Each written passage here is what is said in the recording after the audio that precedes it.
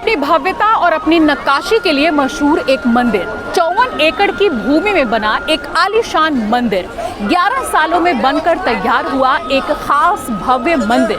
तो आज मैं आ चुकी हूँ इसी खास जगह पर। कहा जाता है कि अगर आप वृंदावन आए और आपने प्रेम मंदिर का दर्शन नहीं किया तो आपने कुछ भी नहीं देखा।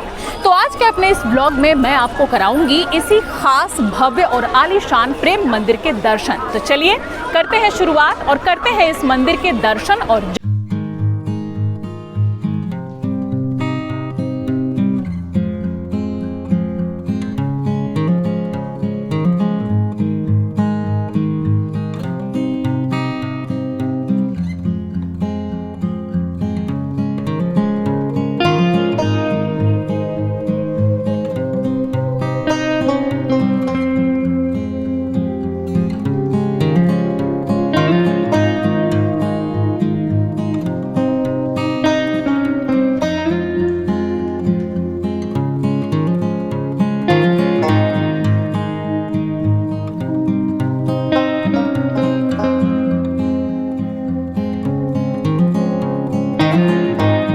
फव्वारे और लाइटिंग कमाल के हैं जो राधा कृष्ण के प्रेम को समर्पित है।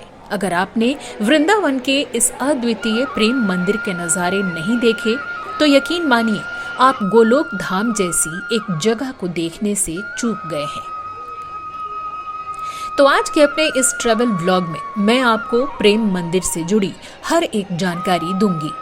इसके हर हिस्से की तस्वीरों को दिखाऊंगी और साथ ही इस 150 करोड़ की लागत से बने आलीशान मंदिर को बनाने वाले शख्स से जुड़े विवादों को भी बताऊंगी जो कि शायद आप नहीं जानते होंगे। आगरा जाने वाले रास्ते में यमुना एक्सप्रेसवे से NH2 पर आने पर लगभग 15 किलोमीटर आगे मेन रोड पर रमन रेती क्षेत्र में ये मंदिर सिचुएटेड है और यहाँ पहुँचना बेहद आसान है। आप बस, टैक्सी या अपनी गाड़ी से यहाँ आ सकते हैं। NCR से यहाँ पहुँचने में लगभग 2.5 घंटे का वक्त लगता है। ये मंदिर बांके बिहारी मंदिर से करीब 3 किलोमीटर की दूरी पर स्थित है और नजदीकी रेलवे स्टेशन मथुरा का है जो 12 किलोमीटर दूर है। यहाँ का सबसे नजदीकी हवाई अड्डा आगरा का है जहाँ से ये 54 किलोमीटर की दूरी पर स्थित है। प्रेम मंदिर को बनने में करीब 11 वर्षों का समय लगा था। साल 2001 में इस मंदिर का निर्माण शुरू हुआ था और 2012 में बनकर तैयार हुआ, जिसके निर्माण में लगभग 150 करोड़ रुपए खर्च किए गए। 150 करोड़ की लागत से ये मंदिर 11 सालों में बनकर तैयार हुआ है। ये जो सफेद मंदिर आप देख रहे हैं ये इटालियन संगमरमर से बना हुआ है और इसकी नक्काशी, इसकी खूबसूरती को देखकर आप अंदाज़ा लगा सकते हैं कि कितने महंगे ये पत्थर हैं। ये संगमरमर है जिसका इस्तेमाल इसको बनाने में किया गया है और इस सफ़ेद मंदिर को काफ़ी दूर से देखा जा सकता है। इसकी खूबसूरती का एहसास किया जा सकता है कि कितना भव्य, कितना आलीशान, कितना खूबसूरत नज़र आता है ये खास मंदिर जो कि कृष्ण और राधा के प्रेम का प्रतीक है। प्रेम मंदिर अपनी भव्यता और नक्काशी के लिए प्रसिद्ध है। ये पूरा मंदिर सफेद पत्थरों से बनाया गया है जो दूर से ही अपनी छटा बिखेरते नजर आते हैं। इसे बनाने के लिए 30,000 टन इटालियन करारा संगमरमर का इस्तेमाल किया गया है जो काफी बेशकीमती माने जाते हैं। मंदिर की दीवारों पर बारीक नक्काशी की गई है जो इसकी भव्यता में 4 चांद लगाती है। अपनी कला का बेजोड़ नमूना पेश करता हुआ ये मंदिर देखने वालों की आंखों में चमक भर देता है। लोग निहारते हैं और अपने कैमरों में कैद करते हुए मंत्रमुग्ध हो जाते हैं। इस मंदिर के USP है यहाँ की झांकियाँ। अलग अलग तरह की झांकियाँ यहाँ आपको नजर आएंगी। मेरे पीछे आप देख सकते हैं जैसे ही मंदिर में हम प्रवेश करते हैं तो लेफ्ट हैंड में भी और राइट हैंड में भी हर तरफ ऐसी झांकियाँ नजर आती हैं। सामने आप देख सकते हैं किस तरह का ग्रीन एरिया है। जबकि वासुकी नाग के सिर पर भगवान कृष्ण ने नृत्य किया था उस समय की स्टोरी है। उसके ऊपर और भी स्टोरीज आप देख सकते हैं। भगवान कृष्ण से जुड़ी हुई जो भी कहानियां हैं उनको इन झांकियों के जरिए यहाँ पर दिखाने की कोशिश की गई है। लोग जब यहाँ पर आते हैं तो इन झांकियों को देखकर ही वो मंत्र मुग्ध हो जाते हैं। जब भी आप आएँ तो यहाँ पर 2 से 3 घंटे का वक्त लेकर के आएँ, क्योंकि इन झांकियों को और पूरे मंदिर को एक्सप्लोर करने में, भगवान राधा कृष्ण के दर्शन करने में इतना वक्त तो आराम से लग सकता है। यहाँ मंदिर परिसर में भगवान कृष्ण की लीलाओं को झांकियों के जरिए डिस्क्राइब किया गया है। अद्भुत अंदाज में बनी कई तरह की झांकियां अपनी खूबसूरती से लोगों का मन मोह लेती हैं। कृष्ण के बचपन की झलकियां, गोपियों संग लीलाओं का सजीव चित्रण, मनोहर झांकियों के माध्यम से राधा कृष्ण के प्रेम का वर्णन और प्रेम, आस्था और भक्ति रस की अनगिनत कहानियां। कहीं कालिया नाग पर विजय की गाथा नजर आती है तो कहीं पूतना वध की रोंगटे खड़े कर देने वाली झांकियां। राधा रानी और गोपियों के साथ भगवान कृष्ण की रास लीला है तो कहीं मैया यशोदा संग कान्हा का प्रसंग, तो कहीं पेड़ पौधों, मोर और पंछियों संग कान्हा की कहानियां प्रदर्शित की गई हैं। कहीं कृष्ण के जन्म की कारागार के दृश्य को जीवंत किया गया है तो कहीं गोवर्धन पर्वत को उंगली पर उठाए कृष्ण कन्हैया और ब्रजवासियों की मूर्तियों को देखकर ऐसा लगता है कि हम द्वापर युग के उसी कालखंड में जा पहुंचे हैं जब ये घटनाएं घटी थी। जब भगवान कृष्ण ने गोवर्धन पर्वत को अपनी उंगलियों पर उठाया था, उस समय का दृश्य आप मेरे पीछे देख सकते हैं। अलग अलग जगह पर अलग अलग झांकियां आपको नजर आएंगी, जिसमें बिल्कुल एक उस तस्वीर को आप यहाँ पर देख सकते हैं, महसूस कर सकते हैं, जिनको कि अभी तक हमने कहानियों में पढ़ा है या टीवी सीरियल्स या फिल्मों में देखा है। देखिए किस तरह से ब्रजवासी यहाँ पर हैं और भगवान कृष्ण जो कि गोवर्धन पर्वत को उठाए हुए हैं उसको यहाँ पर दिखाया गया है। इसके साथ ही आप देख सकते हैं कि ये पूरा बीच का प्रांगण है जहाँ की इस वक्त मैं आई हूँ। एक तरफ आपको ये मंदिर नजर आएगा, बीचों बीच सफ़ेद संगमरमर से बना यह खूबसूरत मंदिर, और दूसरी तरफ अलग अलग जगहों पर ये झांकियाँ नज़र आती हैं जिनको कि देखने के लिए हज़ारों की तादाद में लोग यहाँ पर आते हैं। अभी शाम का समय है और यहाँ इतनी ज़्यादा भीड़ है कि अपनी आवाज़ भी मुझे साफ सुनाई नहीं दे रही। इतना ज़्यादा भक्तों की भीड़ अब यहाँ लगने लगी है और सब इन झांकियों को देखकर जैसे मंत्रमुग्ध हो रहे हैं। मथुरा और वृंदावन पूरी दुनिया में बांके बिहारी मंदिर और कृष्ण लीलाओं के लिए प्रचलित हैं। दूर दूर से तमाम भक्त यहाँ बांके बिहारी श्री कृष्ण जन्मभूमि समेत तमाम धार्मिक स्थलों में श्री कृष्ण और राधा रानी का आशीर्वाद लेने आते हैं, जिनमें अब प्रेम मंदिर भी शामिल हो गया है। बेशक ये एक नया और आधुनिक मंदिर है, लेकिन श्रद्धालुओं की भारी भीड़ दिनों दिन यहाँ बढ़ती ही जा रही है।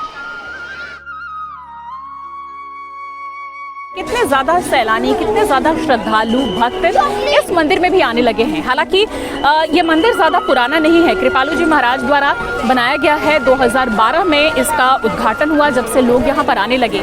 लेकिन इन लोगों को देखकर आप अंदाज़ा लगा सकते हैं कि धीरे धीरे लोगों में कितना ज़्यादा इस मंदिर के बारे में प्रचार हुआ, कितना इस खूबसूरत मंदिर को देखकर लोगों को कितना अच्छा लगा, कितना तेज़ी से इसका प्रचार हुआ कि आज यहाँ हज़ारों की तादाद में भक्त आपको एक बार में इस मंदिर प्रांगण में दिख जाएंगे। प्रेम मंदिर का निर्माण 1000 कारीगरों और मजदूरों ने मिलकर किया है, जिसको बनाने के लिए उत्तर प्रदेश के अलावा राजस्थान से भी कारीगर बुलाए गए थे। यही वजह है कि मंदिर के हर हिस्से में आपको यहाँ की दीवारों में राजस्थानी आर्किटेक्चर की झलक दिख जाएगी। नागरा वास्तुकला के आधार पर इस मंदिर का निर्माण किया गया है, जो काफी पुरानी और फेमस शैली है। मंदिर के ग्राउंड फ्लोर पर भगवान श्री कृष्ण और राधा रानी का मंदिर है। वहीं पहली मंजिल पर सीताराम का मंदिर है। साथ ही ऊपरी हिस्से में कृपालू जी महाराज की भी प्रतिमा लगी है। मंदिर के गर्भगृह में फोटोग्राफी मना है, तो आप अंदर की रिकॉर्डिंग नहीं कर सकते हैं। 17 सुनहरे रंग के कलश और सबसे ऊपर लहराता एक भव्य ध्वज इस मंदिर की पहचान है। मंदिर 125 फीट ऊंचा है, 122 फीट लंबा और 115 फीट चौड़ा है। पूरे मंदिर में 94 कला मंडित स्तंभ है। मंदिर के गर्भगृह के दीवार की मोटाई 8 फीट है, जिसने पूरे शिखर, स्वर्ण कलश और ध्वज के वजन को संभाल रखा है। यहाँ की दीवारों पर हर तरफ राधा कृष्ण की रासलीला 3D पिक्चर्स की तरह उकेरी गई है। साथ ही मंदिर प्रांगण में खूबसूरत बगीचे लगाए गए हैं जो रात की रोशनी में और भी चमक उठते हैं। कहा जाता है कि इस मंदिर में रात होते रंगों की रासलीला शुरू हो जाती है, जिसको मंदिर का मुख्य थीम रखा गया है। इस मंदिर की भव्यता रात में कई गुना ज्यादा बढ़ जाती है। रात में मंदिर की लाइटिंग हर 30 सेकंड में रंग बदलती है। इनमें येलो, गोल्डन, ऑरेंज, पिंक और व्हाइट कलर में मंदिर बारी बारी से रंगता जाता है। वहीं झांकियां भी एक्शन करती हुई नजर आती हैं और पूरा परिसर जगमगा उठता है। यहाँ का परिसर राधा कृष्ण के जयकारों से गूंज उठता है। यहाँ हर रोज शाम को करीब आधे घंटे का डिजिटल फाउंटेन शो और लाइट एंड साउंड शो भी होता है, जिसमें रंग बिरंगी लाइट्स का नजारा चौंधिया देता है। सैकड़ों लोग इसी खास शो को देखने के लिए आते हैं और अपने कैमरों में कैद करते हैं। प्रेम मंदिर सुबह 5 बजे से लेकर दोपहर 12 बजे तक और शाम 4:30 बजे से लेकर रात 8:30 बजे तक खुला रहता है। साथ ही फिलहाल कोविड-19 गाइडलाइंस के तहत मास्क पहनना भी जरूरी है। हालांकि लोगों की भारी भीड़ की वजह से यहाँ सोशल डिस्टेंसिंग मुझे कहीं भी नजर नहीं आया। मंदिर के सामने पार्किंग की सुविधा दी गई है, जिसके लिए 100 रुपए फिक्स चार्ज देना होता है। अंदर वॉशरूम और कैंटीन की भी व्यवस्था है। साथ ही परिसर में अंदर जूते चप्पल रखने की भी व्यवस्था है, जो कि निःशुल्क है। मंदिर के बाहर पूजन संबंधित कई तरह के सामानों की दुकानें हैं, जहां शाम के समय अच्छी खासी भीड़ नजर आती है और पार्किंग से निकलती गाड़ियां घंटों जाम भी लगा देती हैं। अपनी भव्यता, खूबसूरत शिल्पकला, महंगे पत्थरों, चमचमाती लाइट्स और लाइट एंड साउंड शो की वजह से इस मंदिर ने पिछले कुछ ही वर्षों में वृंदावन में अपनी अलग पहचान बना ली है और वृंदावन आने वाले हजारों श्रद्धालु अब हर रोज इस मंदिर की तरफ भी खींचे चले आते हैं। हालांकि अगर आप भीड़ से बचना चाहते हैं तो वीकडेज में ही यहाँ आने की प्लानिंग करें और अगर भीड़ भाड़ से कोई परहेज नहीं है तो श्री कृष्ण जन्माष्टमी, राधाष्टमी, होली, गुरु पूर्णिमा या नवरात्रि में यहाँ महोत्सव का हिस्सा बनने आ सकते हैं। चलिए अब आपको बताते हैं कि करोड़ों रुपए खर्च करके इस मंदिर को किसने बनवाया और ये पैसे कहां से आए। इस विशाल मंदिर को कृपालु जी महाराज नाम के एक प्रवचनकर्ता ने बनवाया था और अब जगत गुरु कृपालु परिषद द्वारा इसकी देखभाल की जाती है। 2014 में कृपालु महाराज की मौत के बाद उनकी कुल संपत्ति करीब 10,000 करोड़ रुपए आंकी गई थी। भारत के अलावा अमेरिका, सिंगापुर और नेपाल में भी उनके भव्य आश्रम हैं। उनकी 3 बेटियां और 2 बेटे हैं जो अब इन संस्थाओं के कामकाज को संभालते हैं।